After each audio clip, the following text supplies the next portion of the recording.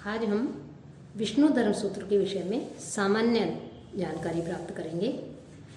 विष्णु धर्म सूत्र वशिष्ठ धर्म सूत्र से काफ़ी मिलता है। इनमें दोनों में समानता पाई जाती है। इसमें जो छंद मिलते हैं, जो पद्य मिलते हैं, वो पर्याप्त मात्रा में मिलती है। इसकी शैली अत्यधिक सरल है और इसमें जो व्याकरण है वो नियम सम्मत है। और इसमें कहीं कहीं इंद्र वज्रा, कहीं उपजाति और कहीं त्रिष्टुप जो छंद है उसका उल्लेख मिलता है। गौतम और आपस्तम जो धर्मसूत्र है उनके समान ही यह भी जो है अत्यंत ही प्राचीन माना जाता है। विष्णु धर्मसूत्र याज्ञवल्क्य की स्मृति के बाद की रचना मानी जाती है। यह धर्मसूत्र भगवद गीता, मनुस्मृति, याज्ञवल्क्य तथा अन्य धर्मशास्त्रकारों को भी एक तरह से ऋणी कहा जा सकता है। इसमें कुछ स्थलों पर मनुस्मृति के जो पद्य हैं मानव गद्य के रूप में इसमें रख दिए गए हैं। फिर इस सम्मुख यह प्रश्न उपस्थित होता है, क्या मनुस्मृति ने विष्णु धर्मसूत्र से कुछ अंश ग्रहण किया है या विष्णु धर्मसूत्र ने मनुस्मृति से? यह एक विचारणीय प्रश्न है और इन दोनों में कुछ समानता होने के कारण जो है ये माना जाता है कि यह जो है विष्णु धर्मसूत्र ने मनुस्मृति से ही उद्धरण लिए हैं। लेकिन यह बात मान्य नहीं हो सकती, क्योंकि चरक और सुश्रुत जो है, जिनको यह ज्ञान जो है प्राप्त था, उन्होंने और धर्मसूत्रकारों ने उसे उद्धृत किया है। तो इससे स्पष्ट होता है कि विष्णु धर्मसूत्र जो है याज्ञवल्क्य स्मृति के बाद की रचना तो हो सकती है। 5वीं शताब्दी ईस्वी उपरांत होने वाले शबर, कुमारिल एवं शंकराचार्य ने मनुस्मृति को उद्धृत किया है। याज्ञवल्क्य का जो भाष्य है उसमें विश्वरूप ने 9वीं शताब्दी के प्रथमार्ध में किया। विश्वरूप ने गौतम, आपस्तम, बोधायन, वशिष्ठ, शंख और जो हारित है उनसे अनेक उद्धरण लिए हैं। लेकिन विष्णु धर्मसूत्र का एक भी उद्धरण उनकी टीका में हमें प्राप्त नहीं होता। मनु की व्याख्या करते हुए मेघातिथि ने विष्णु का उद्धरण लिया है और मिताक्षरा ने विष्णु का 30 बार जो है नाम लिया है। स्मृति चंद्रिका में भी विष्णु धर्मसूत्र के कुछ उद्धरण आए हैं। विष्णु धर्मसूत्र में वैदिक संहिताओं और ऐत्रेय ब्राह्मण के भी उद्धरण हमें मिलते हैं। साथ ही वेदांगों, व्याकरण, इतिहास आदि का भी जो है इसमें हमें उल्लेख मिलता है। अब इसमें की जो विषय वस्तु है विष्णु धर्मसूत्र की, इस सूत्र में 100 अध्याय है। लेकिन जो सूत्र हैं वो छोटे छोटे नहीं हैं। प्रथम एवं अंतिम जो 2 अध्याय हैं वो पूर्णतया पद्य में है, पद्य से बंधे हुए हैं, पद्य हैं। किंतु अन्य अध्याय या तो गद्य में है या गद्य पद्य मिश्रित रूप में हमें प्राप्त होते हैं। तो जो इसमें 100 अध्याय हैं उनमें जिन विषयों का समावेश किया गया है उनमें मुख्य रूप से जो कुर्म के द्वारा जो पृथ्वी को उठाया गया था समुद्र से, उसका वर्णन है। और कश्यप के यहाँ जाकर के इस उद्देश्य से जाना कि पृथ्वी को उनके पश्चात कौन संभालेगा, तब विष्णु के पास हो जाते हैं और उनके द्वारा ये कहा जाता है कि जो वर्णाश्रम धर्म का पालन करेंगे वे ही इस पृथ्वी को धारण कर सकते हैं। तो उस पर पृथ्वी ने परम देवता जो है उनको अपने कर्तव्य आदि बताने के लिए, उनके कर्तव्य बताने के लिए प्रेरित किया। तो इसके पश्चात इसमें चारों वर्णों के क्या कर्तव्य हैं, क्या धर्म है, राजधर्म, अपराध जो है उसके क्या दंड दिए जाएं, ऋणादान के विषय में जो प्रमाण है, लेख 3 प्रकार के जो लेख प्रमाण माने गए हैं उनका वर्णन है।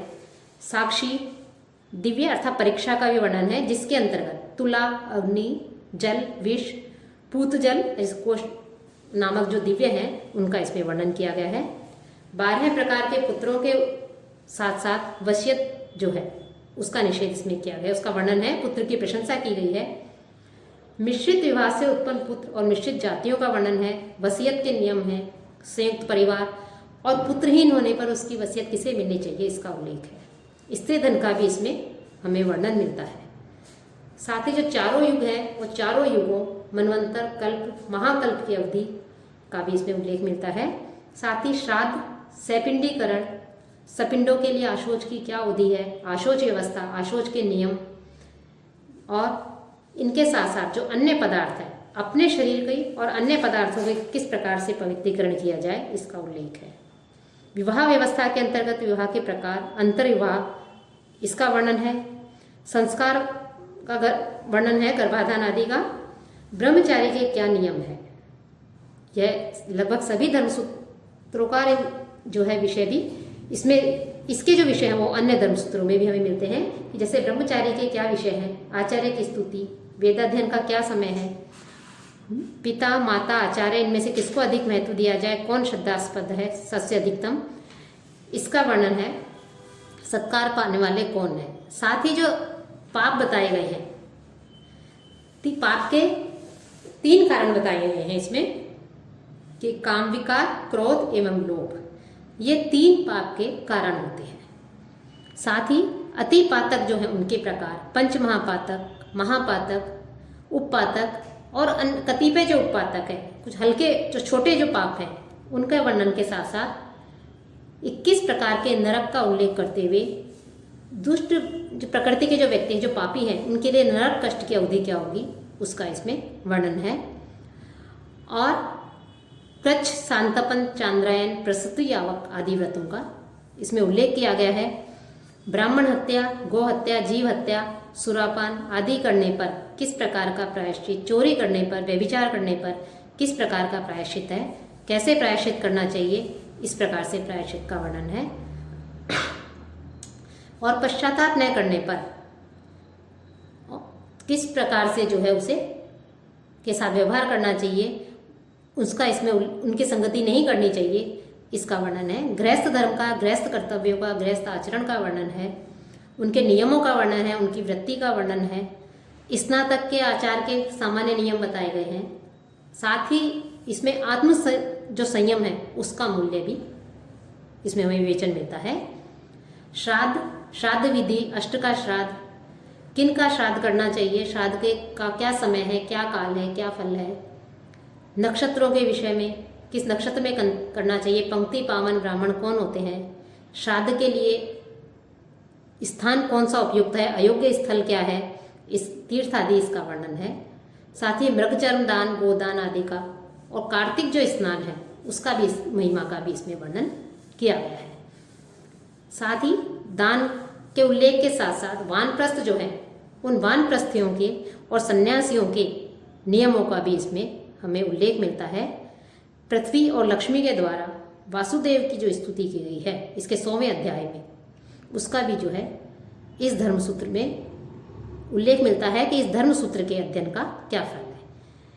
कि पृथ्वी और लक्ष्मी के द्वारा जो वासुदेव है, जो श्री कृष्ण है, ईश्वर है, विष्णु है, उनकी स्तुति की गई है 98 से लेकर 99वें अध्याय तक।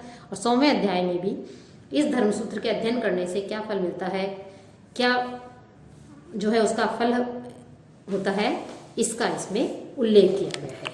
तो इस प्रकार से ये जो विष्णु धर्मसूत्र है, यह धर्मसूत्र भी धर्मशास्त्र, इसमें धर्मशास्त्र संबंधी जो नियम हैं, आचार विचार हैं, जो अन्य धर्मसूत्रों में मिलते हैं, उन विषयों का ही जो है इसमें हमें वर्णन प्राप्त होता है।